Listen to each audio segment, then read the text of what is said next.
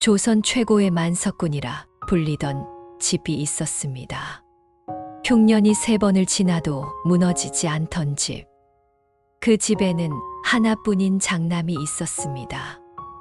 문제는 핏줄은 이어졌지만 기준은 이어지지 않았다는 것이었습니다.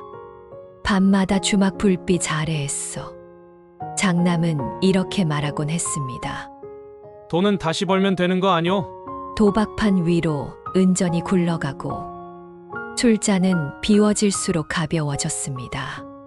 하지만 그 집의 이름은 점점 무거워졌습니다. 그러던 어느 날 노모가 장터에서 아이 하나를 사들입니다. 빚 대신 넘겨진 아이. 노모가 묻습니다. 쌀값이 어찌 되느냐? 아이는 잠시 하늘을 보고 답합니다. 오늘은 이러하나 남쪽 배가 들어오면 내릴 것입니다. 값이 아니라 흐름을 말한 아이. 그날 이후 그 집의 상속은 핏줄이 아니라 판단으로 정해지게 됩니다. 관아 마당에서 장남이 외쳤습니다. 저는 하나뿐인 장남입니다. 노모는 조용히 말했습니다.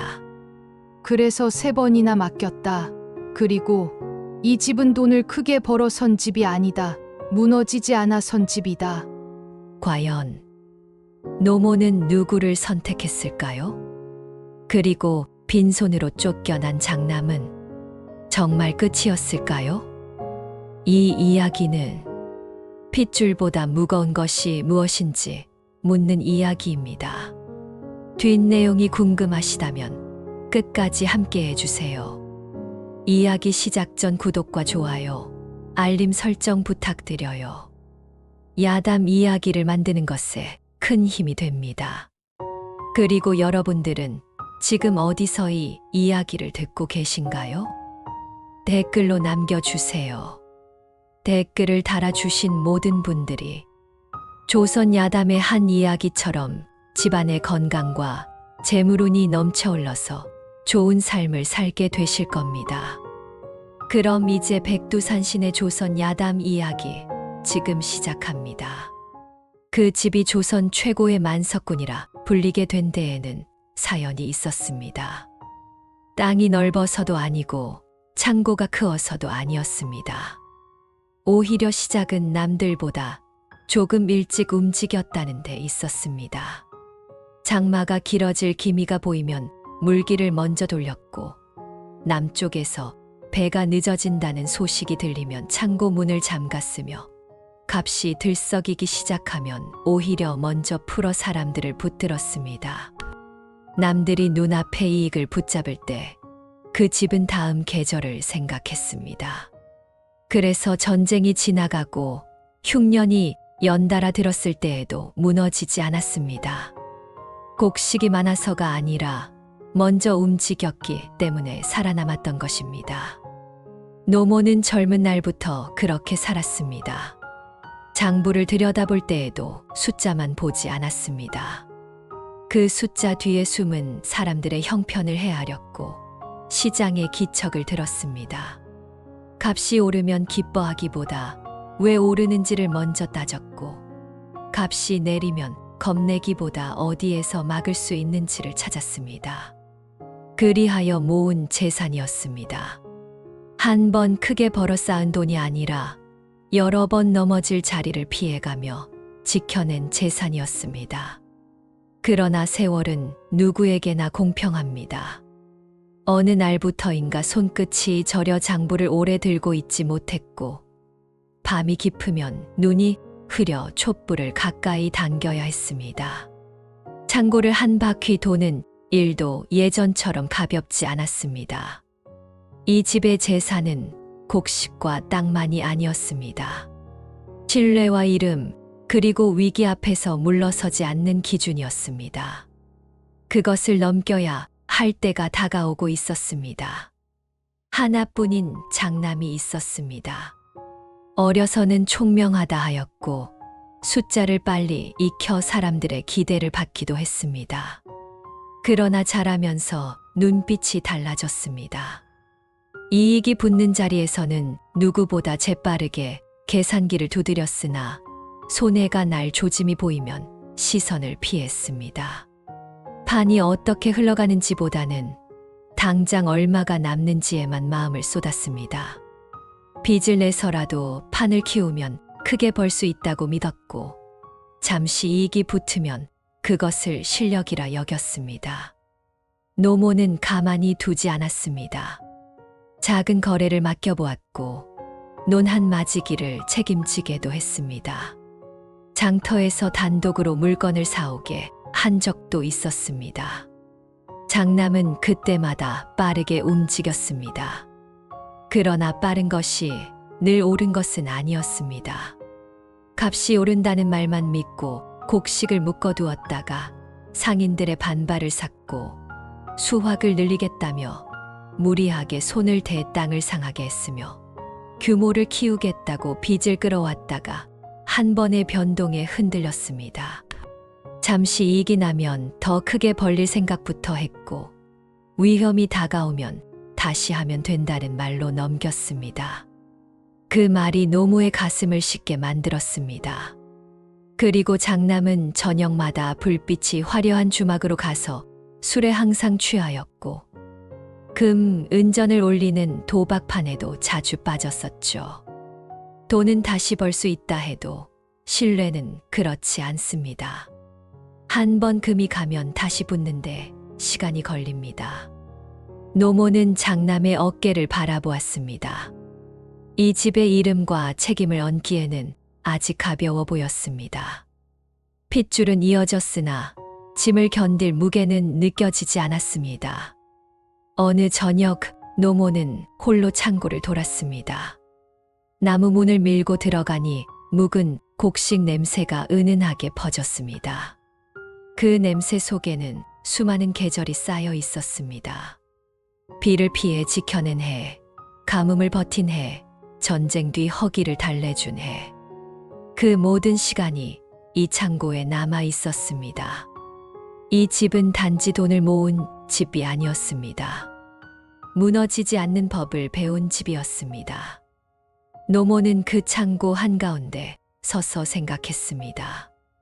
이 자리를 누구에게 맡겨야 할지, 태어난 순서가 아니라 이 무게를 감당할 수 있는 사람에게 맡겨야 하지 않겠는지. 마지막으로 한 번만 더 보겠다고 마음을 정리하던 그 무렵 장터에서 뜻밖의 눈을 마주하게 됩니다. 그리고 그 눈이 오래전 자신의 젊은 날을 떠올리게 합니다. 장터 끝은 늘 소란이 적었습니다.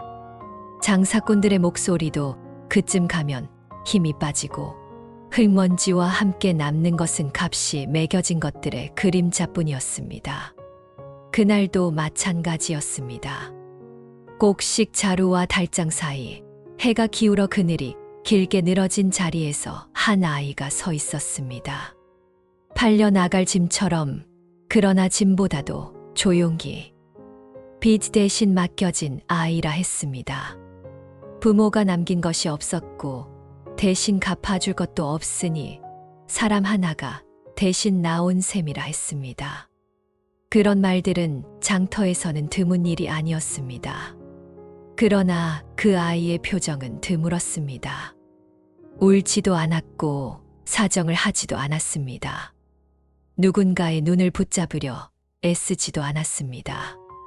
그저 서 있었습니다. 마치 이미 세상의 계산을 한번 겪고 난 듯한 얼굴로. 노모는 그 앞에서 발을 멈추었습니다. 처음에는 발걸음이 잠시 늦춰진 것뿐이었으나 어느새 완전히 멈춰 서 있었습니다. 나이를 먹으면 알게 되는 것이 있습니다. 겉으로 드러나지 않는 것들, 말보다 먼저 흐르는 기척 같은 것들입니다. 노모는 그 아이에게서 그것을 느꼈습니다. 사는 것에 매달린 눈이 아니라 버텨온 눈이었습니다. 노모가 아무렇지 않게 물었습니다. 쌀 한 섬 값이 얼마냐? 아이를 넘기려던 상인이 대신 대답하려 했으나 노모는 아이를 바라보고 있었습니다. 질문은 아이에게 향해 있었습니다. 아이는 잠시 하늘을 올려다보았습니다. 구름이 길게 흘러가고 있었고 장터 위로 바람이 지나고 있었습니다. 아이의 시선은 그 바람을 따라가듯 잠깐 멈췄다가 다시 돌아왔습니다. 오늘은 이러하나 남쪽 배가 들어오면 내릴 것입니다. 말은 짧았으나 그 안에는 계산이 아니라 짐작이 담겨 있었습니다. 누군가 흘린 말 한마디, 어제 들은 소식, 바닷길의 사정, 그런 것들이 얽혀 있지 않고서는 나오기 어려운 답이었습니다. 값이 얼마인지가 아니라 값이 어떻게 움직일지를 말하고 있었습니다. 노모의 눈이 가늘어졌습니다. 장터의 소음이 잠시 멀어졌습니다. 아이는 눈을 피하지 않았습니다. 그러나 노모를 향해 매달리지도 않았습니다. 그 눈에는 바라는 기색이 없었습니다. 자신을 사달라는 애원도 비싸게 팔려야겠다는 조바심도 없었습니다. 묻는 말에 답했을 뿐이었습니다. 노모는 그 순간 오래전 자신의 젊은 날을 떠올렸습니다. 아무도 알아주지 않던 시절, 장터 한쪽에서 남들의 말을 듣고 또 듣던 날들. 값을 부르는 소리보다 사람들이 숨기는 소리를 더 오래 기억하려 애쓰던 때. 그때의 눈빛이 지금 이 아이에게서 비치고 있었습니다. 노모는 다시 묻지 않았습니다. 장인에게 아이가 빚진 값을 물었습니다. 흥정하지 않았습니다. 깎지도 않았습니다. 정해진 값을 그대로 치렀습니다. 장인은 의외라는 듯 눈을 크게 떴으나 노모는 그 얼굴을 오래 보지 않았습니다. 이미 마음이 정해져 있었기 때문이었습니다. 돈주머니가 건네지고 아이의 손목을 묶고 있던 끈이 풀렸습니다. 그러나 아이는 고개를 깊이 숙이지도 않았고 눈물을 흘리지도 않았습니다. 그저 노모를 한번 바라보았습니다. 그 눈빛에는 안도도 두려움도 크게 드러나지 않았습니다. 다만 어디로 가야 할지 알고 있다는 듯한 침착함이 있었습니다. 노모는 돌아섰습니다. 아이가 뒤따랐습니다. 장터의 소리가 다시 들려왔고 먼지가 발끝에 일었습니다. 사람들은 잠깐 쳐다보다가 다시 제1로 돌아갔습니다. 장터에서는 사람 하나의 행방이 큰일이 되지 않습니다. 그러나 노모는 알고 있었습니다. 오늘 데려가는 것은 단순히 사람 하나가 아니라는 것을. 집으로 돌아가는 길은 길지 않았습니다. 그러나 노모의 생각은 오래 이어졌습니다. 이 집을 맡길 사람을 찾고 있던 참이었습니다. 핏줄이 아니라도 괜찮은지, 세상은 뭐라 할지 그런 생각들이 스쳐 지나갔습니다. 그러나 다시 아이의 눈이 떠올랐습니다. 값이 아니라 흐름을 말하던 그 짧은 한마디가 자꾸만 귀에 남았습니다.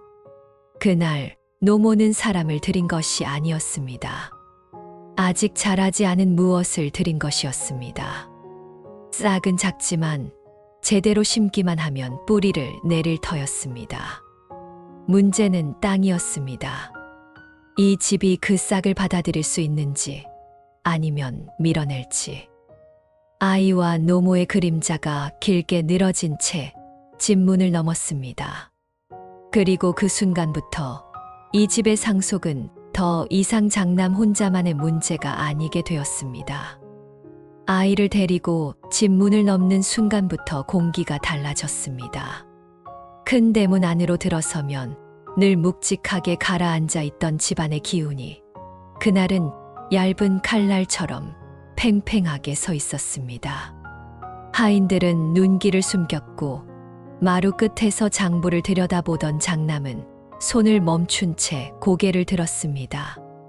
노모의 뒤에 서 있는 낯선 아이를 보는 순간 그 얼굴이 굳어졌습니다. 핏줄을 두고 남을 들이십니까? 말은 낮았으나 속은 드러나 있었습니다. 의아함보다는 거슬림이 먼저였고 걱정보다는 계산이 먼저였습니다. 장남의 눈은 아이의 옷차림을 훑었고 손에 쥔 보따리까지 재빠르게 살폈습니다. 이 집에 들어온다는 것이 무엇을 뜻하는지 그 의미를 단번에 알아챈 눈이었습니다. 노모는 그 시선을 가만히 받았습니다. 오래 장사를 해온 사람의 눈에는 감정이 먼저 일어나지 않습니다. 움직임이 먼저 보이고 기색이 먼저 익힙니다. 장남의 불쾌함 속에는 단순한 체면이 아니라 두려움이 섞여 있었습니다. 자리가 흔들릴지도 모른다는 두려움이었습니다. 노모는 대답하지 않았습니다. 대신 마루에 천천히 올라앉았습니다. 아이에게는 마루 끝에 서 있으라 손짓했습니다. 하인 하나가 다가와 아이를 다른 방으로 안내하려 하자 노모가 고개를 저었습니다. 여기 두어라. 그 말에 집안이 더 조용해졌습니다. 노모는 장남을 향해 천천히 입을 열었습니다. 둘 중 하나가 이 집을 잇는다. 말은 짧았으나 집안의 기둥을 건드리는 선언이었습니다. 장남의 얼굴이 달아올랐습니다. 그동안 이 집의 상속은 이미 정해진 듯 여겨져 왔습니다. 장남이 태어난 날부터 사람들은 그렇게 말해왔고 장남 또한 그렇게 믿고 자랐습니다. 그러나 지금 그 믿음이 마루 위에서 갈라지는 소리가 났습니다. 어머니, 장난이 지나치십니다. 장남의 말투가 날카로워졌습니다. 그러나 노모는 움직이지 않았습니다. 손을 들어 장부 하나를 가리켰습니다. 이 집은 태어난 순서로 이어지지 않는다. 그 말 뒤에는 오랜 세월이 묻어 있었습니다. 이 집이 여기까지 오기까지 얼마나 많은 선택이 있었는지, 얼마나 많은 갈림길을 지나왔는지, 그 모든 시간이 한 문장 안에 담겨 있었습니다. 장남은 웃었습니다. 비웃음에 가까운 웃음이었습니다. 남을 들여 시험이라도 하시겠다는 겁니까? 노모는 그 웃음을 오래 바라보았습니다. 그리고 조용히 고개를 끄덕였습니다. 시험이 아니다. 확인이다. 그날 이후 집안의 자리가 바뀌었습니다. 아이는 안채 끝 작은 방에 머물게 되었고 하인들은 그를 작은 도련님이라 부르지 못하고 그저 이름으로 불렀습니다. 장남은 일부러 아이를 마주치지 않으려 했습니다. 그러나 마주칠 때마다 시선이 먼저 부딪혔습니다. 아이는 눈을 피하지 않았습니다. 그렇다고 맞서지도 않았습니다. 그저 조용히 서 있었습니다. 노모는 일부러 둘을 한자리에 불러 앉혔습니다. 장부를 펼쳐놓고 곡식 출납을 묻기도 했고 장터 소식을 함께 듣게도 했습니다. 말은 길지 않았습니다. 다만 누가 먼저 말하고 누가 마지막까지 듣는지, 누가 고개를 숙이고 누가 턱을 드는지를 보고 있었습니다. 장남은 빠르게 답했습니다. 계산은 틀리지 않았습니다. 그러나 말끝마다 자신의 판단을 밀어붙였습니다. 아이는 늦게 말했습니다. 그러나 말하기 전 한 번 더 생각하는 기색이 보였습니다. 노모는 그 차이를 보았습니다. 상속은 출생이 아니라 판단으로 정해질 터였습니다. 노모는 이미 마음속에서 선을 그어두었습니다. 다만 그 선을 넘는 쪽이 누가 될지 마지막으로 지켜보고 있을 뿐이었습니다. 집안의 저녁이 깊어가던 날, 장남은 혼자 마루에 앉아 술잔을 기울였습니다. 잔이 비워질수록 눈빛이 날카로워졌습니다. 그 눈빛에는 분노보다 조급함이 더 많았습니다. 이미 정해진 자리라 믿었던 것이 흔들리는 순간 사람은 본래의 속을 드러냅니다. 그날 밤 집안의 등불은 늦게까지 꺼지지 않았습니다. 노모는 창고 쪽을 바라보고 있었고 장남은 마루 끝에서 술잔을 내려놓지 못했으며 아이는 작은 방 안에서 조용히 앉아 있었습니다. 그리고 그 집의 운명은 그날부터 천천히 방향을 틀기 시작했습니다. 노모는 더 미루지 않았습니다. 어느 날 아침 장남을 안채로 불러 장부와 은전 자료를 함께 내놓았습니다. 은전이 담긴 자료는 묵직했고 장부는 단단히 묶여 있었습니다. 그 두 가지가 이 집의 살림이자 신뢰의 무게였습니다. 노모는 장남을 오래 바라보지 않았습니다. 대신 짧게 말했습니다. 이번엔 내 이름으로 움직여라. 그 말에는 핑계도 여지도 없었습니다. 뒤에 숨을 곳 없이 장남 자신의 판단으로 판을 벌이라는 뜻이었습니다. 상단 자금의 일부라 하였으나 그 일부는 결코 가볍지 않았습니다. 잘 굴리면 이름을 세울 수 있었고 잘못 다루면 상단 전체를 흔들 수 있는 크기였습니다. 장남의 눈빛이 번뜩였습니다. 그동안 어머니의 그늘 아래에서 움직였던 자금이 아니라 이번에는 자신의 이름으로 나간다는 사실이 무엇보다 달콤했습니다. 그는 곧장 장터로 나갔습니다. 오래 거래해온 상인들을 불러 모았고 외지 상단과도 접촉했습니다. 값이 오를 기미가 보이는 물목을 모으기 시작했습니다. 소문을 먼저 흘렸고 그 소문을 다시 확인해 주는 말들을 퍼뜨렸습니다. 장터는 말이 돈이 되는 곳이니 말 한마디가 물건 한 자루 값이 되기도 했습니다. 처음에는 순조로웠습니다. 쌀값이 들썩였고 장남이 사들인 물목은 하루가 다르게 값이 붙었습니다. 장터에서는 장남의 판단이 빠르다며 수군거렸습니다. 빚을 조금 더 끌어와도 되겠다는 생각이 들었습니다. 지금의 흐름을 놓치면 바보라는 말도 들려왔습니다. 장남은 그 말들을 믿었습니다. 이미 번 이익이 그의 등을 떠밀었습니다. 판이 기울기 전에 더 기울여야 한다는 생각이 머릿속을 채웠습니다. 그는 규모를 키웠습니다. 창고를 더 빌렸고 물건을 더 묶었습니다. 값이 오를수록 더 사들였습니다. 눈앞의 숫자는 계속 커졌습니다. 장부 위의 금액이 늘어날 때마다 숨이 고르게 쉬어졌습니다. 자신이 옳았다는 확신이 붙었습니다. 노모가 괜히 망설였다는 생각까지 스쳤습니다. 그러나 장터는 늘 한 방향으로만 흐르지 않습니다. 남쪽 바닷길이 트였다는 소식이 들렸습니다. 외지 상단이 물량을 실어 올린다는 말이 조용히 돌기 시작했습니다.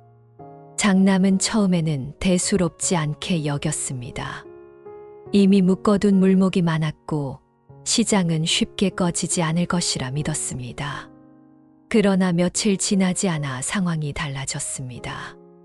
창고마다 물건이 쌓이기 시작했고 값은 조금씩 밀렸습니다. 조금씩이던 하락은 이내 눈에 보일 만큼 커졌습니다. 장남은 버텼습니다. 더 기다리면 다시 오를 것이라 믿었습니다. 하지만 시장은 그의 믿음을 기다려주지 않았습니다. 물량이 쏟아졌고 상인들은 서로 먼저 팔겠다고 값을 낮추었습니다. 장남이 사들인 물목은 팔기도 전에 값이 내려앉았습니다. 빚을 갚을 날짜는 다가오는데 물건은 제 값을 받지 못했습니다. 장부 위의 숫자는 순식간에 다른 얼굴로 바뀌었습니다. 처음 이익을 보았던 그 속도만큼이나 손에도 빠르게 불어났습니다. 빚은 눈덩이처럼 커졌고 담보로 잡힌 물건들은 하나둘 넘어갈 처지에 놓였습니다. 장남은 밤새 장부를 붙들고 앉아 있었습니다. 그러나 숫자를 다시 배열한다고 해서 시장의 흐름이 바뀌지는 않았습니다. 크게 벌려놓은 판은 크게 무너졌습니다. 집으로 돌아온 장남의 얼굴에는 피곤이 아니라 초조함이 묻어 있었습니다. 아직 모든 것이 끝난 것은 아니라고, 다시 기회를 잡으면 만회할 수 있다고 스스로를 다독였습니다. 그러나 그가 놓친 것은 단순한 손익이 아니었습니다. 장단의 이름이 흔들렸고 거래하던 이들의 신뢰가 금이 가기 시작했습니다. 노모는 아무 말도 하지 않았습니다. 보고만 있었습니다. 장남이 버려놓은 판이 어떻게 접히는지, 그 접힌 자국이 어디에 남는지를. 이번 시험은 숫자로 끝나는 일이 아니었습니다. 어깨에 얹힌 무게를 감당할 수 있는지를 묻는 자리였습니다. 그리고 그 대답은 이미 드러나고 있었습니다. 장남이 장터에서 판을 벌이고 있을 때 노모는 아이를 따로 불렀습니다. 화려한 거래도 사람들의 시선도 없는 자리였습니다. 대신 오래된 나무 문이 달린 창고 앞이었습니다. 문을 열자 묵은 곡식 냄새가 조용히 흘러나왔습니다. 이 집에 힘이 모여있는 자리였고 동시에 한순간에 썩어버릴 수도 있는 자리였습니다. 노모는 장부를 내밀지 않았습니다. 은전 자루도 건네지 않았습니다. 대신 말했습니다. 이곳을 보아라. 그 한마디였습니다. 아이는 창고 안으로 들어섰습니다. 벽을 따라 높이 쌓인 곡식 자루, 빛이 잘 들지 않는 구석, 바닥 가까이에 놓인 오래된 물목들. 겉으로 보기에는 정돈되어 있었으나 오래된 집의 기척이 숨어 있었습니다. 아이는 자루를 하나 손으로 눌러보고 바닥을 가볍게 두드려 보았습니다. 창고 문을 조금 더 열어 바람길을 살폈습니다. 묻지 않았으나 눈으로 묻고 있었습니다. 다음 날부터 창고 안의 자리가 달라지기 시작했습니다. 아이는 오래된 자루를 먼저 앞으로 끌어냈고 최근 들여온 물목은 뒤로 돌렸습니다. 바닥에 바로 닿아있던 자루 밑에 나무판을 깔게 했고 습기가 머무는 벽 쪽에는 작은 통풍 구멍을 내게 했습니다. 겉으로 보기에는 사소해 보이는 변화였습니다. 그러나 그 사소함이 쌓이면 결과는 달라집니다. 며칠 지나지 않아 차이가 드러났습니다. 예전 같으면 벌레가 먼저 번졌을 자리에서 번짐이 멈췄고 눅눅해지던 자루가 마른 기색을 되찾았습니다. 창고 한쪽에서 늘 조금씩 덜어내던 손실이 사라졌습니다. 숫자로는 크지 않아 보이던 그 손실이 쌓이고 쌓이면 상단의 숨통을 조이는 법이었습니다. 아이는 계산을 크게 하지 않았습니다. 다만 먼저 썩을 것을 내보내고 오래 둘 것을 뒤로 돌렸습니다. 값이 붙을 때까지 묶어두기보다 상하기 전에 돌려놓는 쪽을 택했습니다. 그 덕에 창고는 무너지지 않았습니다. 장남이 장터에서 벌어들인 이익이 한 번의 변동으로 사라질 때 창고에서 막힌 손에는 조용히 쌓여 있었습니다. 눈에 띄지 않던 구멍이 막히자 집안의 숨이 길어졌습니다. 노모는 아무 말 없이 그 과정을 지켜보았습니다. 아이가 무엇을 바꾸는지, 어떻게 움직이는지, 그리고 무엇을 건드리지 않는지를. 큰 소리로 자신을 드러내지 않았고 남의 판단을 깎아내리지도 않았습니다. 다만 제 자리를 고쳐 놓았습니다. 남들이 보지 않는 자리를 먼저 살폈습니다. 어느 저녁 노모는 창고 문 앞에 서서 아이를 불렀습니다. 아이는 묵묵히 나와 서 있었습니다. 노모는 창고 안을 한번 훑어보고는 말없이 고개를 끄덕였습니다. 창고의 냄새가 달라져 있었습니다. 눅눅함이 줄어들고 곡식이 제 무게를 되찾은 냄새였습니다. 장남이 장터에서 수치를 세고 있을 때 아이는 썩어가던 시간을 붙들고 있었습니다. 장남이 이익의 속도를 좇았다면 아이는 무너짐의 속도를 늦추고 있었습니다. 둘의 움직임은 다르게 흐르고 있었습니다. 노모는 속으로 계산을 마쳤습니다. 더 크게 벌어들이는 손이 필요한지 아니면 새어나가는 틈을 막는 손이 필요한지. 집은 번쩍이는 한 번의 성공으로 서는 것이 아니라 조용히 무너지지 않는 날들을 쌓아 세워집니다. 창고는 말이 없었으나 그 답을 대신 보여주고 있었습니다. 그리고 그 순간 노모의 마음속 저울은 이미 기울어 있었습니다.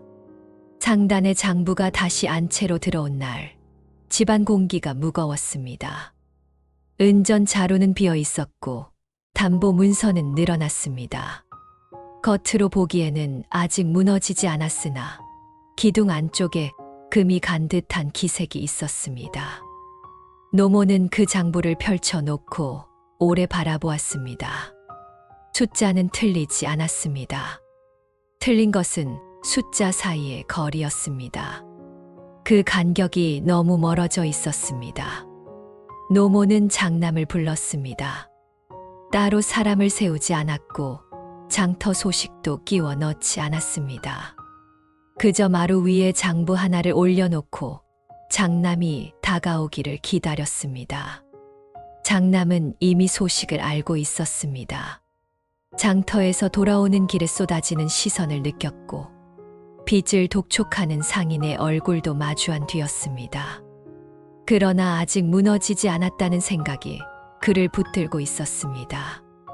마루에 올라선 장남은 장부를 힐끗 보고는 곧 노모를 바라보았습니다. 노모는 그를 오래 보지 않았습니다. 대신 낮게 말했습니다.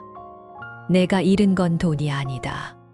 그 말은 차분했으나 안에 담긴 무게는 가볍지 않았습니다. 장남은 잠시 멈추는 듯 했으나 곧 입을 열었습니다. 다시 벌면 됩니다. 주저함이 없었습니다. 말은 빠르게 나왔고 어조에는 아직 확신이 남아 있었습니다.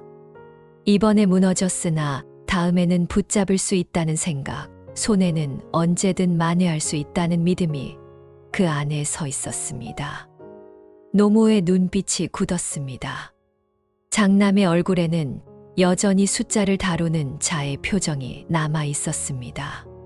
손실을 계산하고 이익을 다시 설계할 수 있다고 여기는 눈이었습니다. 그러나 노모가 묻고자 한 것은 다른 것이었습니다. 이 집의 이름이 한 번 흔들리면 얼마나 오래 그 흔들림이 남는지, 한 번 신뢰가 빠져나가면 무엇으로 메워야 하는지, 그런 것들이었습니다. 노모는 장부를 닫았습니다. 나무판이 맞닿는 소리가 마루에 짧게 울렸습니다. 너는 아직 모르고 있다. 그 말 뒤에 긴 설명은 붙지 않았습니다. 장남은 답답한 듯 숨을 고르고 말했습니다. 어머니, 장사는 원래 그런 것입니다. 오르내림이 있는 법이고 이번에 내려갔으면 다음에 올리면 됩니다. 판은 다시 짜면 됩니다. 그 말은 젊은 상인들이 자주 하는 말이었습니다. 그러나 노모의 세월에는 다른 결이 있었습니다. 판은 다시 짤 수 있어도 사람의 기억은 다시 지워지지 않습니다. 거래하던 이들이 한 번 등을 돌리면 다시 돌아오기까지 시간이 필요합니다. 이름에 금이 가면 아무리 돈을 쏟아부어도 그 금이 바로 메워지지 않습니다. 노모는 그 이야기를 길게 하지 않았습니다. 다만 장남을 가만히 바라보았습니다. 장남의 어깨는 여전히 곧게 펴져 있었고 눈빛에는 억울함보다 조급함이 더 많았습니다. 실패를 부끄러워하기보다 다음 판을 서두르는 기색이었습니다. 내가 잃은 것은 수치로 적히지 않는다. 노모의 말이 조용히 이어졌습니다. 장남은 그 뜻을 바로 헤아리지 못한 듯 눈을 좁혔습니다. 그는 손해를 숫자로 보았고 회복도 숫자로 생각했습니다. 그러나 노모가 보고 있는 것은 숫자 밖에 있는 것이었습니다. 되돌릴 수 있다고 믿는 자는 아직 모릅니다. 어떤 것은 한 번 넘어서면 다시 그 자리에 서지 못합니다. 장남은 아직 그 선을 밟았다는 사실을 느끼지 못하고 있었습니다. 잠시 침묵이 흘렀습니다. 마루 밖에서는 바람이 지나가고 처마 끝이 가볍게 흔들렸습니다. 노모는 그 소리를 들으며 마음속 저울을 내려놓았습니다. 그동안은 망설임이 있었습니다. 혹시 이번에는 다를지, 혹시 더 기다리면 어깨가 단단해질지. 그러나 지금 장남의 입에서 나온 그 한마디가 남은 여지를 지워버렸습니다. 다시 벌면 됩니다. 그 말 속에는 책임의 무게가 없었습니다. 잃은 것을 잃은 것으로 인정하는 숨이 없었습니다. 노모는 그 차이를 보았습니다. 장남이 아직 이 집의 짐을 질 준비가 되지 않았음을, 아니 어쩌면 그 준비를 하려 하지 않았음을. 그날 노모는 마음속에서 선을 그었습니다. 더 이상 시험하지 않기로, 더 이상 기대하지 않기로. 말로 선언하지는 않았으나 이미 결정은 내려져 있었습니다. 이 집을 맡길 자는 돈을 다시 벌 수 있는 사람이 아니라 잃지 않을 줄 아는 사람이어야 했습니다. 마루에 놓인 장부는 그대로였고 장남은 아직 자신의 패배를 인정하지 않은 얼굴로 서 있었습니다. 그러나 노모의 눈빛은 이미 다음 계절을 보고 있었습니다. 그리고 그 다음 계절은 더 이상 장남을 기다리지 않을 터였습니다. 관아 마당에는 이른 아침부터 사람들이 모여들었습니다. 상단과 거래하던 상인들, 곡식을 대던 농가의 대표들, 그리고 소문을 듣고 따라 나온 구경꾼들까지. 무슨 큰 송사가 난 줄 알고들 모였으나 실제로는 피가 튀는 싸움이 아니라 이름이 갈리는 자리였습니다. 노모는 마루 위에 단정히 앉아 있었고 그 앞에 장부와 문서가 가지런히 놓여 있었습니다. 바람이 불 때마다 종이 끝이 가볍게 들썩였습니다. 장남은 마당 한가운데 서 있었습니다. 아직 고개를 숙이지는 않았습니다. 억울함과 자존심이 뒤섞인 얼굴이었습니다. 자신이 이 자리에 서게 될 줄은 알았으나 이렇게 공개적으로 불려 나올 줄은 몰랐다는 기색이었습니다. 노모는 천천히 장부를 펼쳤습니다. 숫자가 빼곡히 적혀 있었고 그 사이사이에 붉은 먹으로 표시가 남아 있었습니다. 빚의 내역, 담보로 잡힌 물목, 장남의 이름으로 찍힌 인장. 위조는 아니었으나 책임을 가볍게 여긴 흔적이 분명히 남아 있었습니다. 노모는 문서를 하나씩 넘기며 말하지 않았습니다. 침묵이 더 무거웠습니다. 이 집의 이름으로 나간 돈이다. 낮게 떨어진 말이 마루 아래까지 번졌습니다. 장남은 이를 악물었습니다. 저는 하나뿐인 장남입니다. 그 외침은 억울함이라기보다 마지막 기대에 가까웠습니다. 태어난 순서가 자신을 지켜줄 것이라는 믿음, 사람들이 그 말을 듣고 고개를 끄덕여 줄 것이라는 기대가 그 안에 서 있었습니다. 관아 마당에 선 몇몇은 잠시 눈길을 주었으나 곧 다시 노모 쪽으로 시선을 돌렸습니다. 노모는 고개를 들었습니다. 눈빛은 흔들리지 않았습니다. 그래서 맡겼다. 말은 담담했으나 그 안에는 3번의 기회가 담겨 있었습니다. 작은 거래, 논 한 마지기, 그리고 상단 자금의 일부. 장남에게는 이미 기회가 주어졌습니다. 그 사실을 모르는 사람은 없었습니다. 그러나 너는 감당하지 못했다.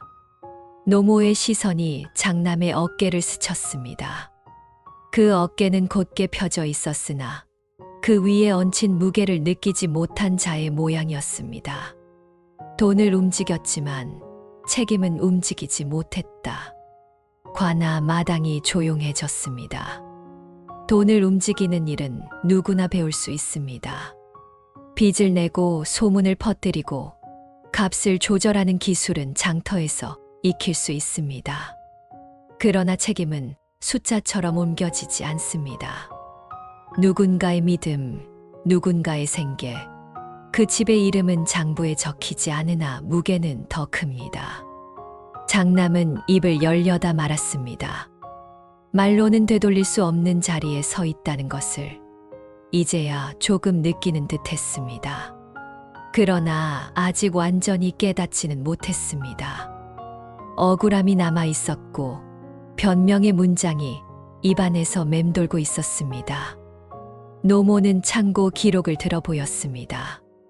겉으로는 단순한 출납 장부였으나 그 안에는 상하지 않게 막은 물목, 줄어든 손실, 지켜낸 거래가 적혀 있었습니다. 장남이 크게 벌리다 무너뜨린 사이 다른 쪽에서는 조용히 무너짐을 막고 있었습니다. 집은 크게 벌려 세워지지 않는다.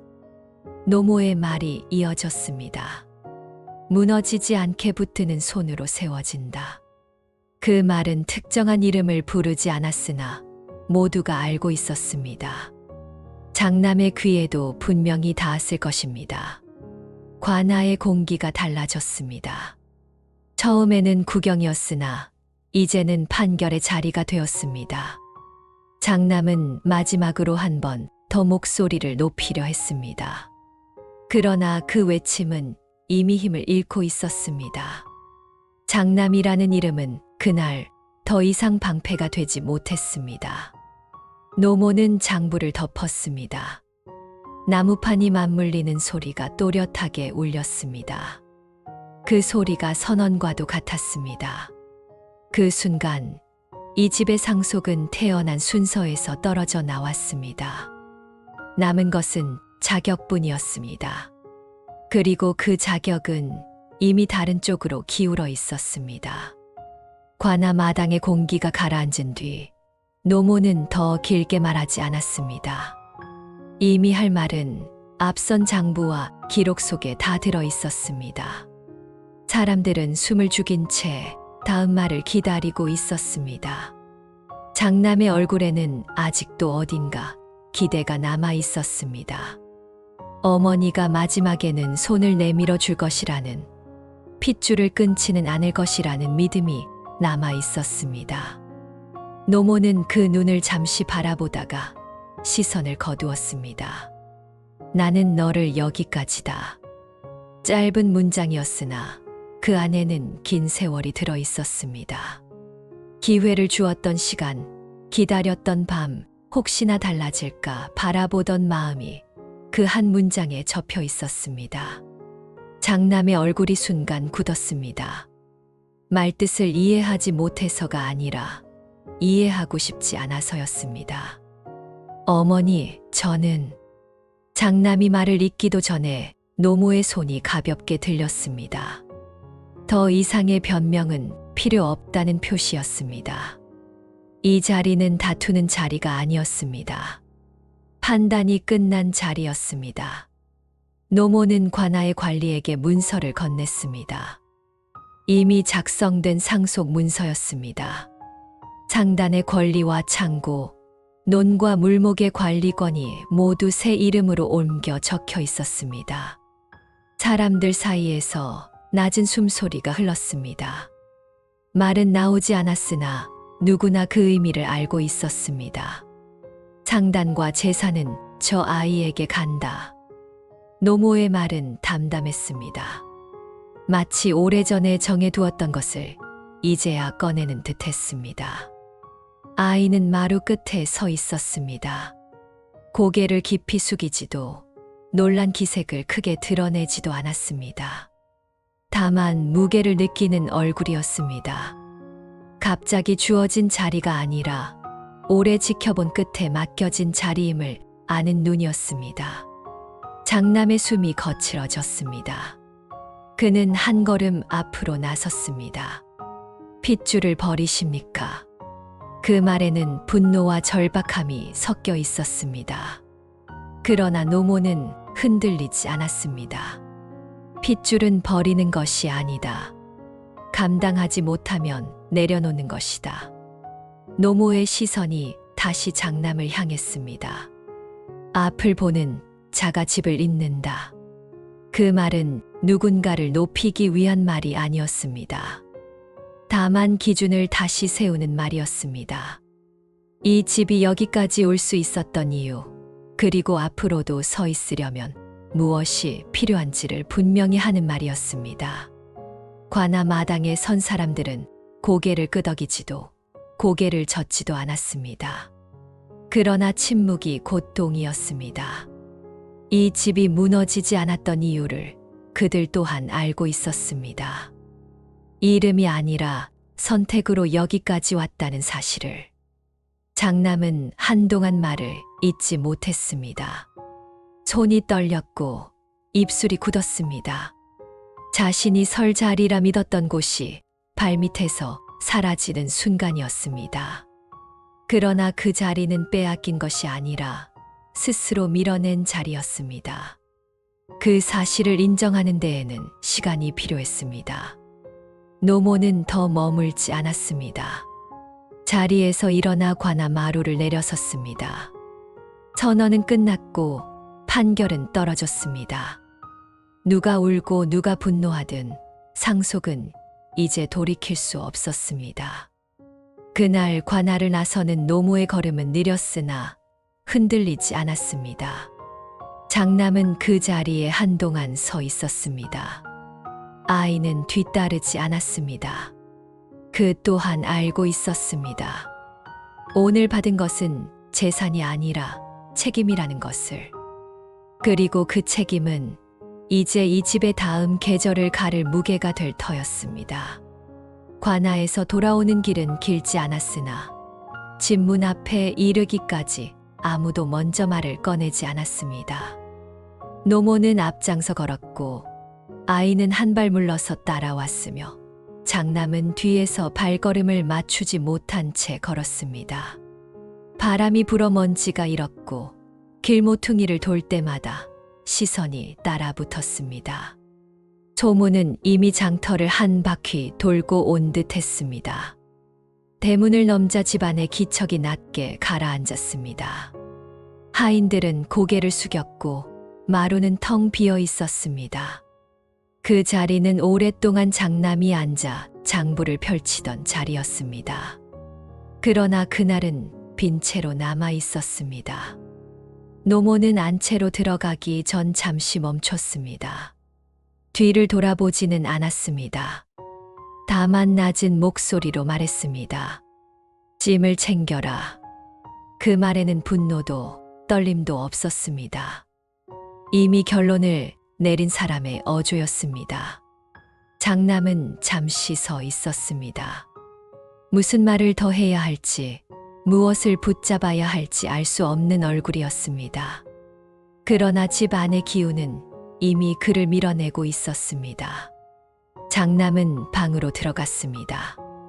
오래 쓰던 책상, 벽에 걸린 족자, 창가에 놓인 붓과 벼루. 그 모든 것이 여전히 제자리에 있었으나 이제는 자신의 것이 아니라는 사실이 낯설게 다가왔습니다. 손에 잡히는 것들이 많았으나 들고 나갈 수 있는 것은 많지 않았습니다. 재산은 남았고 이름은 남았으며 집은 그대로였습니다. 다만 그 안에서 설 자리가 사라졌을 뿐이었습니다. 장남은 결국 작은 보따리 하나만 묶었습니다. 옷 몇 벌과 개인 물건뿐이었습니다. 은전 한 입도 곡식 한 말도 챙길 수 없었습니다. 노모는 아무것도 건네지 않았습니다. 부탁도 없었고 위로도 없었습니다. 다만 문을 열어두었습니다. 마루를 내려설 때 장남의 발걸음이 잠시 멈췄습니다. 돌아보면 무너질 것 같았으나 돌아보지 않으면 영영 끝날 것 같은 순간이었습니다. 그러나 끝은 이미 내려졌습니다. 노모는 안채에서 나오지 않았습니다. 아이 역시 마루 끝에 서 있었으나 시선을 마주하지 않았습니다. 그 침묵이 더 무거웠습니다. 대문을 나서는 순간 장남은 처음으로 가벼움을 느꼈습니다. 손에는 아무것도 없었고 등에 짊어진 것도 없었습니다. 그러나 그 가벼움은 홀가분함이 아니라 허전함이었습니다. 집을 나서는 자의 등이 이렇게 허전할 수 있다는 것을 그는 그날 처음 알았습니다. 노모는 안채 깊은 곳에 앉아 있었습니다. 창밖으로 보이는 대문이 천천히 닫히는 것을 지켜보았습니다. 얼굴에는 흔들림이 없었습니다. 다만 숨이 한 번 깊어졌을 뿐이었습니다. 몸으로 겪지 않으면 깨닫지 못할 것이 있었습니다. 말로 가르쳐서 될 일이 아니었습니다. 숫자로 설명해도 남지 않는 무게가 있었습니다. 장남이 그 무게를 아는 날이 올지 오지 않을지 알 수 없었습니다. 그러나 적어도 이제는 집 안에서 배울 수 있는 단계는 지났다고 노모는 판단했습니다. 대문이 완전히 닫히자 집 안은 다시 조용해졌습니다. 그러나 그 조용함은 이전과 달랐습니다. 하나의 계절이 끝났고 다른 계절이 시작되는 기척이었습니다. 그날 장남은 빈손으로 나갔습니다. 그리고 그 빈손이 앞으로 그의 삶에서 가장 무거운 짐이 될 터였습니다. 집을 나선 첫날에는 아직 체면이 남아 있었습니다. 발걸음이 무거웠으나 마음 한구석에는 언젠가 다시 돌아갈 수 있을 것이라는 생각이 희미하게 남아 있었습니다. 그러나 장터에 발을 들여놓는 순간 그 생각은 빠르게 마모되기 시작했습니다. 장터는 이름을 기억하지 않는 곳이었습니다. 어제 누구의 아들이었는지, 어느 집의 상단을 이었는지 따지지 않았습니다. 그날 들고 온 짐을 제대로 옮길 수 있는지만을 보았습니다. 처음에는 어색했습니다. 손에 익던 장부 대신 거친 자루를 들어야 했고, 마루 위에서 값을 정하던 자리가 아니라 흙바닥 위에서 흥정을 당하는 자리에 서야 했습니다. 쌀 자루를 어깨에 매자 허리가 삐걱거렸고 소금 포대를 들고 몇 걸음 걷자 숨이 가빠졌습니다. 몸이 먼저 항의했습니다. 그러나 장터는 기다려주지 않았습니다. 더 빨리 옮겨달라는 소리가 뒤에서 밀려왔고 값은 미리 깎인 채 건네졌습니다. 이 정도면 많이 드리는 겁니다. 누군가 툭 던지듯 말했습니다. 예전 같으면 얼굴을 굳혔을 말이었으나 이제는 그 말을 받아야 했습니다. 값을 깎는 쪽이 아니라 깎이는 쪽에 서 보니 흥정의 무게가 달랐습니다.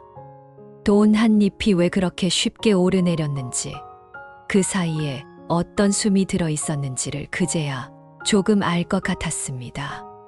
비가 내리던 날도 있었습니다. 장터 천막이 바람에 들썩이고 물이 흙바닥을 적셨습니다. 젖은 자루는 마른 것보다 무거웠고 발은 자꾸 미끄러졌습니다. 비를 피할 처마가 따로 있지 않았습니다. 예전에는 창고 안에서 비를 계산했으나 이제는 비를 온몸으로 맞아야 했습니다. 젖은 옷이 몸에 달라붙었고 밤이 되자 한기가 스며들었습니다. 굶주림도 찾아왔습니다. 하루 벌어 하루 먹는 처지가 되자 장터의 마지막까지 남아있는 음식이 눈에 들어왔습니다.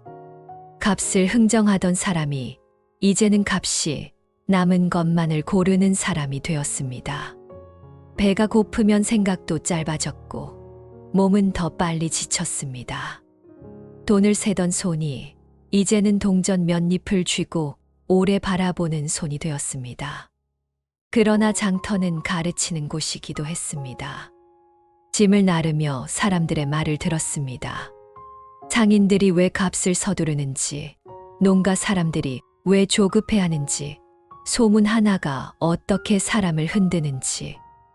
예전에는 거래의 결과만 보았다면 이제는 그 과정을 몸으로 겪었습니다. 누군가의 하루가 그 자루 하나에 달려 있다는 사실을 그 자루를 어깨에 올려보니 알게 되었습니다. 어느 날 오래 거래하던 상인을 멀리서 마주쳤습니다.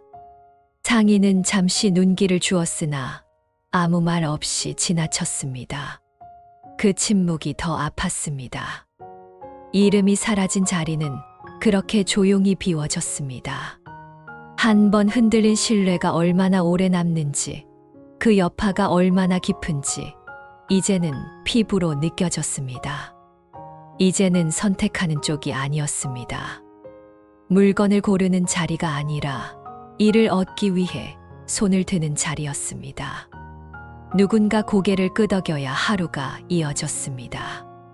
그 짧은 끄덕임이 얼마나 무거운지 고개를 들고만 살았던 날에는 몰랐습니다. 해가 기울 무렵 장남은 장터 끝에 서서 숨을 고르곤 했습니다. 먼지가 가라앉은 자리에 서 있으면 예전의 자신이 아득하게 느껴졌습니다. 돈을 움직이던 손과 지금의 손이 같은 손이라는 것이 믿기지 않았습니다. 그러나 어깨의 통증과 손바닥에 굳은 살은 거짓이 아니었습니다. 그날도 그는 짐을 내려놓고 잠시 허리를 폈습니다. 해가 낮게 기울어 장터가 붉게 물들고 있었습니다. 그 빛 속에서 그는 처음으로 생각했습니다. 돈이 아니라 그 돈을 감당하는 자리가 무엇이었는지를, 그리고 그 자리를 자신이 어떻게 다루었는지를. 낮아진 자리는 불편했습니다. 그러나 그 불편함이 그동안 느끼지 못했던 무게를 조금씩 알려주고 있었습니다. 어느 날 장터가 한창 분주할 무렵이었습니다. 짐을 옮기다 잠시 손을 놓은 장남의 시선이 익숙한 깃발 하나에 멈췄습니다. 바람에 펄럭이는 상단의 표식이었습니다. 그 문양은 어릴 적부터 보아온 것이었고 자신이 이어받을 것이라 믿었던 상징이었습니다. 그러나 그날은 조금 달라 보였습니다. 그 아래 서 있는 사람이 달라졌기 때문이었습니다. 아이였던 그가 이제는 상단의 한가운데 서 있었습니다. 장남은 일부러 가까이 가지 않았습니다. 사람들 사이에 섞여 짐을 내려놓은 채 조금 떨어진 자리에서 지켜보았습니다. 상인들이 줄을 서 있었고 곡식 자루가 차례로 풀렸습니다. 새 주인은 장부를 보며 값을 불렀습니다. 말은 짧았고 손짓은 분명했습니다. 값을 올릴 수 있는 자리였으나 올리지 않았고 깎을 수 있는 자리에서도 함부로 깎지 않았습니다. 이 정도면 충분합니다. 그의 목소리는 높지도 낮지도 않았습니다. 다만 흔들림이 없었습니다. 상대는 고개를 끄덕였고 거래는 오래 끌지 않고 끝났습니다. 누군가는 더 낮출 수 있었을 것이라 수군거렸으나 돌아서는 표정에는 불만이 남지 않았습니다. 장남은 그 모습을 오래 바라보았습니다. 숫자는 분명 남기고 있었습니다. 손해보는 장사는 아니었습니다. 그러나 남겨지는 것이 숫자뿐만이 아니었습니다. 사람들의 발걸음이 가볍게 돌아섰고 다시 찾아올 듯한 기색이 남았습니다. 장남은 문득 깨달았습니다. 자신이 판을 벌일 때 사람들은 이익을 보고 모여들었으나 판이 흔들리자 가장 먼저 등을 돌렸습니다. 그때는 그것이 세상의 냉정함이라 여겼습니다. 그러나 지금 보니 문제는 냉정함이 아니었습니다. 붙들어 둘 만한 이유를 남기지 못했던 것이었습니다. 새 주인은 서두르지 않았습니다. 물목을 한꺼번에 쏟아내지도 않았고 욕심의 값을 끌어올리지도 않았습니다. 때로는 한 발 물러서기도 했습니다. 그러나 그 물러섬은 약함이 아니었습니다. 길게 이어질 자리를 비워두는 선택이었습니다. 그 모습이 오래전 노모가 장터에 서 있던 모습과 겹쳐졌습니다. 어린 시절 장남은 노모의 곁에서 장터를 지켜본 적이 있었습니다. 값이 오르는 날에도 노모는 웃지 않았고 값이 내리는 날에도 얼굴을 찌푸리지 않았습니다. 대신 언제 풀어야 할지, 언제 묶어야 할지를 살폈습니다. 사람들이 떠나지 않게, 상단의 이름이 가벼워지지 않게 조심했습니다. 그때는 그 모습이 답답해 보였습니다. 더 벌 수 있는데 왜 멈추는지, 왜 더 크게 벌리지 않는지 이해하지 못했습니다. 이제는 알 것 같았습니다. 멈출 줄 아는 사람이 오래 갑니다. 크게 흔들리지 않으려면 스스로 흔들리지 말아야 합니다. 장남은 자신의 지난 날을 떠올렸습니다. 이익이 붙을 때마다 더 키우려 했고, 위험을 느끼면서도 멈추지 않았습니다. 숫자가 늘어나는 것이 곧 실력이라 믿었습니다.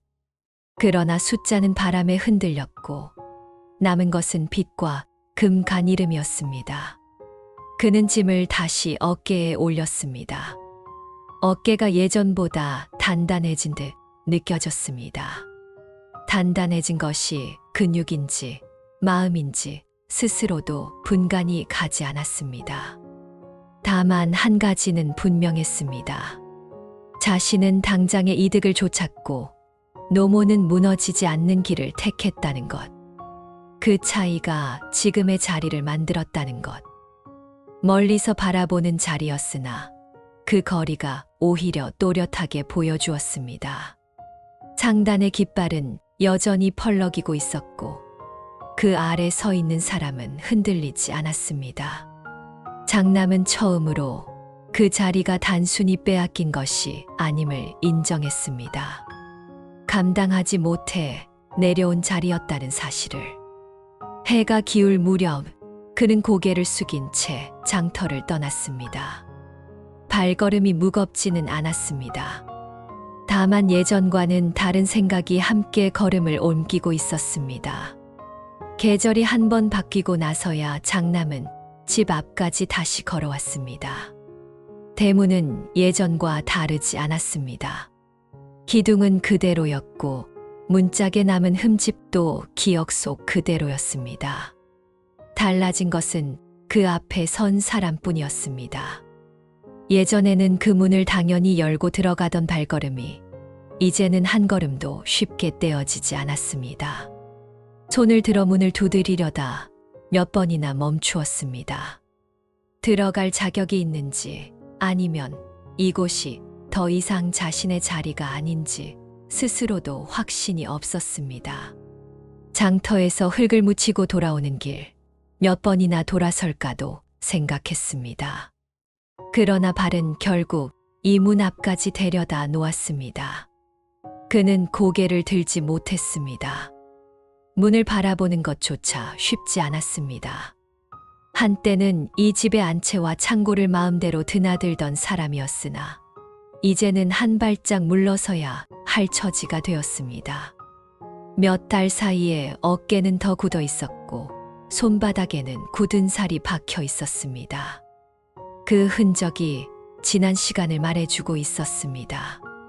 조심스레 문을 두드리는 소리가 울렸습니다. 안쪽에서 발걸음 소리가 다가왔습니다. 그 짧은 시간이 유난히 길게 느껴졌습니다. 문이 열리는 순간을 상상하며 그는 숨을 한 번 고르고 있었습니다. 문을 연 것은 노모가 아니었습니다. 아이였습니다. 이제는 더 이상 아이로 보이지 않았습니다. 마루 끝에 서 있던 조용한 모습이 아니라 집 안에 기척을 품은 얼굴이었습니다. 눈빛은 여전히 흔들림이 없었고 서 있는 자세는 단단했습니다. 장남은 그 얼굴을 바로 보지 못했습니다. 시선이 자연스레 아래로 떨어졌습니다. 잠시 침묵이 흘렀습니다. 서로가 서로를 바라보고 있으나 먼저 말을 꺼내는 쪽이 정해지지 않은 순간이었습니다. 장남의 입술이 움직였으나 말이 나오지 않았습니다. 사과를 해야 하는지, 변명을 해야 하는지, 아니면 아무 말도 하지 말아야 하는지 알 수 없었습니다. 그때 문을 연 이가 먼저 입을 열었습니다.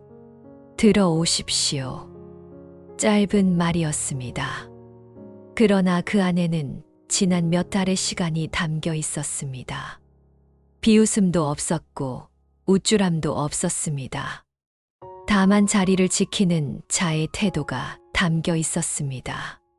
초대라기보다 허락에 가까운 말이었습니다. 그 한마디로 자리는 달라졌습니다. 예전에는 장남이 안으로 들어가는 사람이었고 다른 이가 맞이하는 사람이었습니다. 이제는 그 반대였습니다. 문을 열고 허락하는 쪽과 고개를 숙이고 들어가는 쪽이 나뉘었습니다. 그 경계가 말 한마디로 또렷해졌습니다. 장남은 천천히 고개를 들었습니다. 아이의 눈과 잠시 마주쳤습니다. 그 눈에는 조롱이 없었습니다. 다만 그 자리를 감당하겠다는 결심이 담겨 있었습니다. 장남은 그 눈을 보며 비로소 알았습니다. 빼앗긴 것이 아니라 넘겨준 자리였다는 것을, 감당하지 못해 내려놓은 자리였다는 것을. 문턱을 넘는 발걸음이 무거웠습니다. 그러나 예전처럼 가볍게 휘젓고 들어가는 발걸음은 아니었습니다. 조심스럽게 발을 낮추어 들여놓는 걸음이었습니다. 집 안의 공기는 여전했으나 서 있는 위치가 달랐습니다. 마루 끝에 노모의 그림자가 비쳤습니다. 깊숙한 안채에서 지켜보고 있었을 터였습니다. 아무 말도 없었으나 모든 것을 알고 있는 듯한 침묵이 있었습니다. 그날 장남은 집으로 돌아왔습니다. 그러나 예전의 자리로 돌아온 것은 아니었습니다. 자리는 달라졌고 서 있는 높이도 달라졌습니다. 다만 그 낮아진 자리에서 처음으로 무게를 느끼고 있었습니다. 그리고 그 무게가 이제야 제대로 어깨에 얹히기 시작했습니다. 노모가 쓰러진 것은 초겨울 문턱이었습니다. 눈이 내린 것도 아니고 큰 병이 터진 것도 아니었습니다. 아침 장부를 펼쳐놓고 한참을 들여다보던 손이 어느 순간 멈추더니 저녁 무렵에는 자리에서 일어나지 못했습니다. 집안은 소란을 내지 않았습니다. 오래 장사를 한 집은 큰일이 닥쳐도 목소리를 높이지 않습니다. 대신 발걸음이 조심스러워지고 등불이 늦게까지 꺼지지 않을 뿐입니다. 그런데 하필 그때 장터 쪽에서 이상한 기척이 올라왔습니다. 남쪽 바닷길이 갑자기 트였고 외지 상단이 물량을 실어 올렸습니다.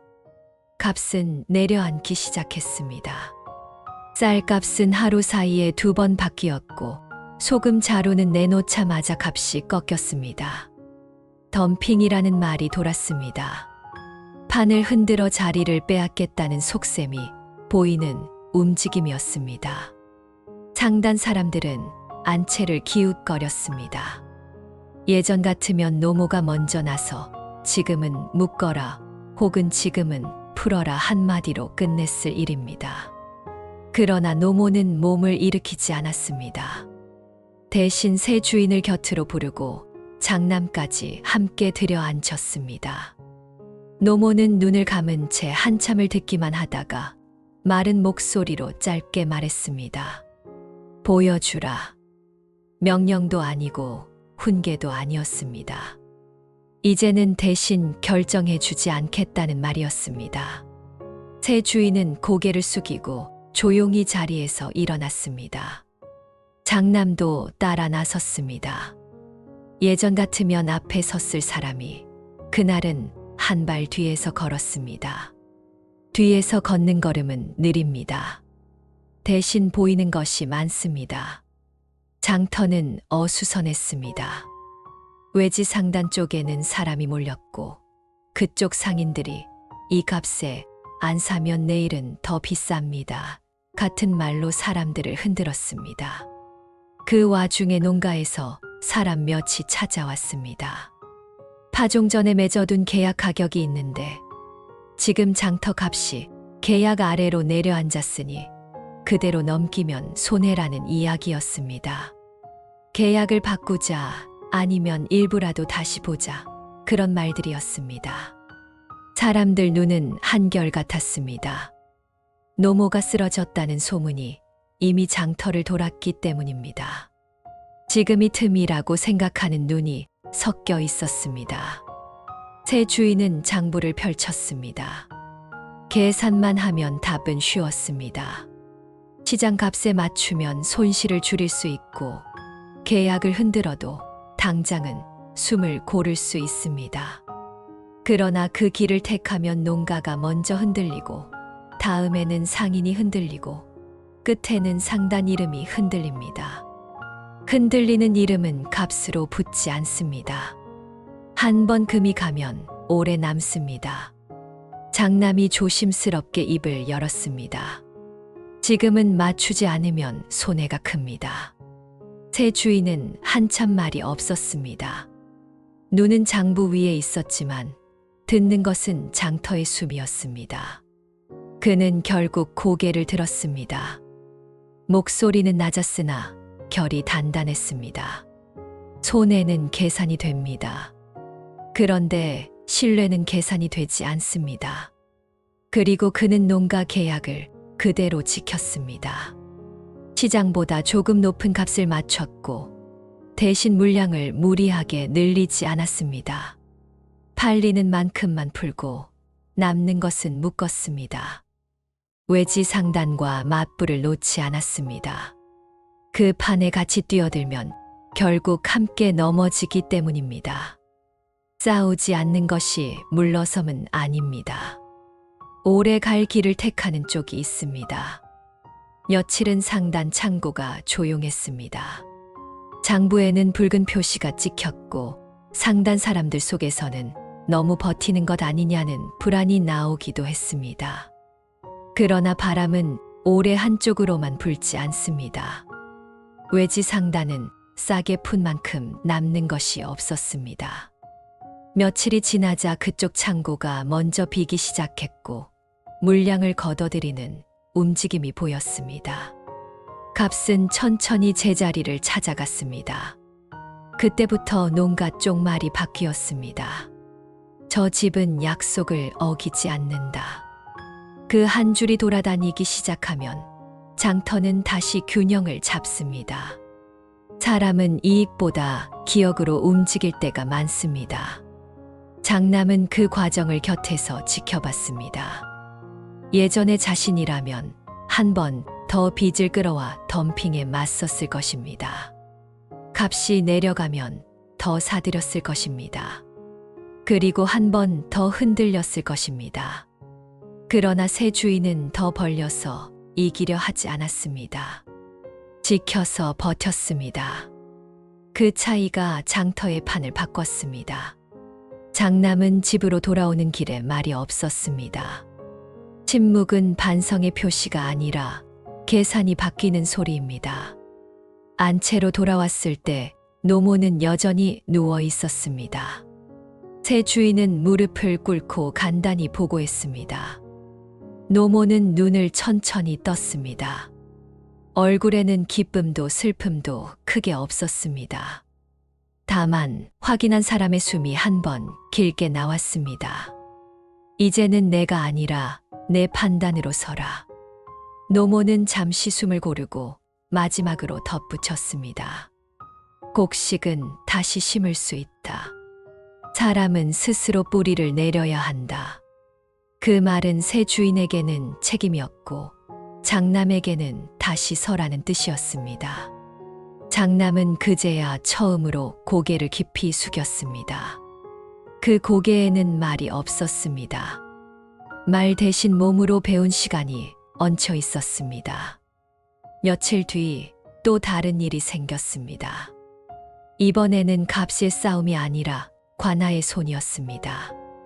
관아에서 공납 물목을 더 내놓으라는 통지가 내려왔습니다. 이유는 그럴듯했습니다. 다리 공사에 곡식이 더 필요하다. 군량이 모자라다. 백성 살림이 어려우니 큰 집이 나서야 한다. 그런 말들이었습니다. 그러나 장터 사람들은 알았습니다. 노모가 누워있다는 소문을 타고 누군가가 상단의 창고를 당기려 한다는 것을요. 상단 사람들 얼굴이 굳었습니다. 이런 때 많은 상단이 택하는 길이 있습니다. 은전으로 입을 막고 뒤로는 값을 올려 손실을 메우는 길입니다. 겉으로는 조용하고 속으로는 사람을 잃는 길입니다. 장남은 그때 옛 습관이 목 끝까지 올라오는 것을 느꼈습니다. 그냥 은전 몇 자루로 끝내자는 생각은 빠릅니다. 그러나 빠른 생각은 대개 뿌리가 얕습니다. 새 주인은 관하로 혼자 가지 않았습니다. 장남을 데리고 갔습니다. 일부러였습니다. 장남에게는 아직도 판이 어려웠습니다. 장부만 보면 길이 보인다고 믿던 사람에게 힘의 판을 보여줄 필요가 있었습니다. 관아 마루 아래에서 새 주인은 오래 말하지 않았습니다. 대신 기록을 꺼냈습니다. 예전 노모가 흉년 때 풀었던 곡식 기록, 정해진 공납을 넘기지 않으면서도 백성을 굶기지 않았던 분배 기록, 그리고 이번 덤핑 때 계약을 지킨 기록까지. 그는 뇌물처럼 은전을 밀어넣지 않았습니다. 대신 이 집이 지켜온 기준을 관아가 함부로 뒤집기 어렵게 만들었습니다. 관리의 얼굴이 굳어졌고 마루 위에서 속삭임이 오갔습니다. 결국 통지는 완화되었습니다. 요구량이 줄었고 납부 기한이 늦춰졌습니다. 그 집을 건드려도 얻는 것이 없다는 계산이 관아 쪽에서도 선 것입니다. 돌아오는 길에 장남이 물었습니다. 왜 그렇게 돌아가십니까? 더 빠른 길도 있었을 텐데요. 새 주인은 잠시 걸음을 늦추고 대답했습니다. 빠른 길은 보통 빚을 남깁니다. 빚은 돈으로만 남지 않습니다. 그 말이 장남 가슴에 남았습니다. 그날 밤 장남은 창고 문 앞에 오래 서 있었습니다. 문틈으로 새어나오는 곡식 냄새가 어릴 적과 같았습니다. 그러나 자신이 그 냄새를 전과 같은 마음으로 맡을 수 없다는 것 또한 알았습니다. 무엇을 잃었는지, 무엇을 다시 세워야 하는지 그 냄새가 말해주고 있었습니다. 그 뒤로 장남은 집 안에서 가장 낮은 자리부터 다시 시작했습니다. 마루 가운데 앉지 않았고 상인들 앞에서 이름을 내세우지 않았습니다. 창고 끝을 돌았고 물목의 습기와 벌레를 먼저 살폈습니다. 품삯을 받으면 먼저 빈 문서에 도장을 찍었습니다. 예전에 빚은 상단이 대신 갚아주지 않았습니다. 다만 새 주인은 길을 열어주었습니다. 갚을 자리를, 숨을 쉴 틈을, 다시 설 시간을 열어주었습니다. 장남은 그 틈에서 천천히 갚았습니다.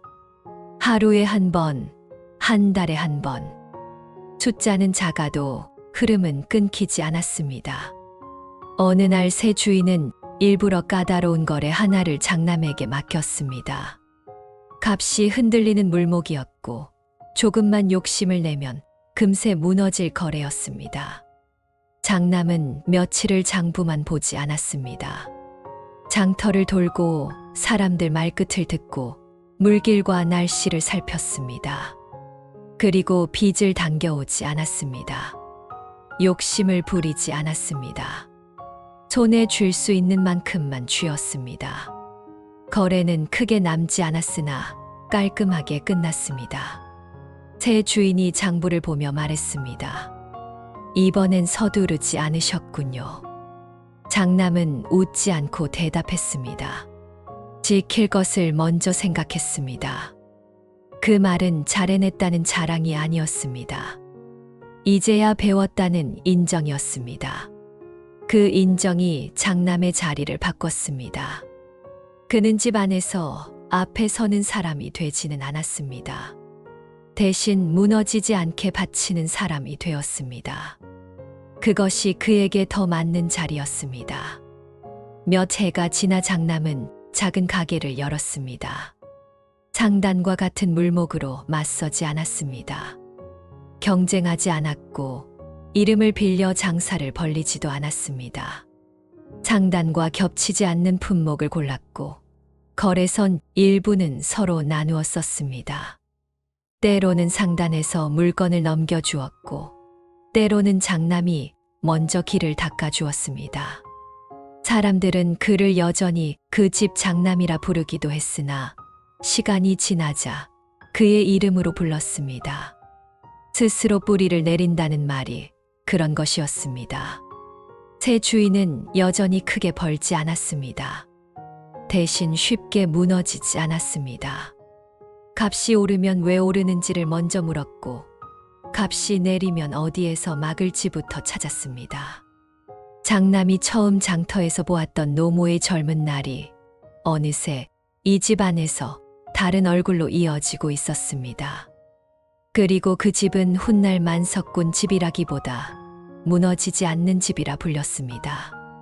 핏줄은 한때 자리를 잃었으나 끝내 사람으로 남았습니다. 자격은 태어난 순서에서 나오지 않았고 선택과 책임에서 남았습니다. 노모가 남긴 것은 곡식이 아니라 기준이었고, 그 기준은 한 사람을 세우고 또 한 사람을 다시 서게 했습니다. 그렇게 집은 이어졌습니다. 화려하게가 아니라 오래가는 방식으로 흘러갔습니다. 이야기는 여기까지입니다. 오늘 이 시간을 함께해 주신 여러분의 하루가 조금은 가벼워지셨기를 바랍니다. 삶은 늘 큰 장면으로만 이루어지지 않습니다. 눈에 띄지 않는 하루, 조용히 지나가는 시간들이 어느새 우리를 더 단단한 자리로 이끌어주곤 하지요. 지금 걷는 길이 더디게 느껴질지라도 그 한 걸음 한 걸음이 쌓여 훗날 돌아보는 날에는 그래도 참 잘 걸어왔구나 하고 잔잔히 웃을 순간이 찾아올 것입니다. 오늘 밤만큼은 마음을 조금 내려놓으시고 편안한 숨으로 하루를 마무리하시길 바랍니다. 계신 자리마다 따뜻한 기운이 머물고 좋은 소식이 조용히 스며들기를 바랍니다. 이 이야기가 마음에 닿으셨다면 구독과 좋아요, 알림 설정으로 함께 해주세요. 여러분의 응원은 다음 이야기를 이어가는 힘이 됩니다. 다음 시간에는 또 다른 선택이 어떤 길을 열어주는지 천천히 풀어보겠습니다. 오늘도 함께 해주셔서 고맙습니다.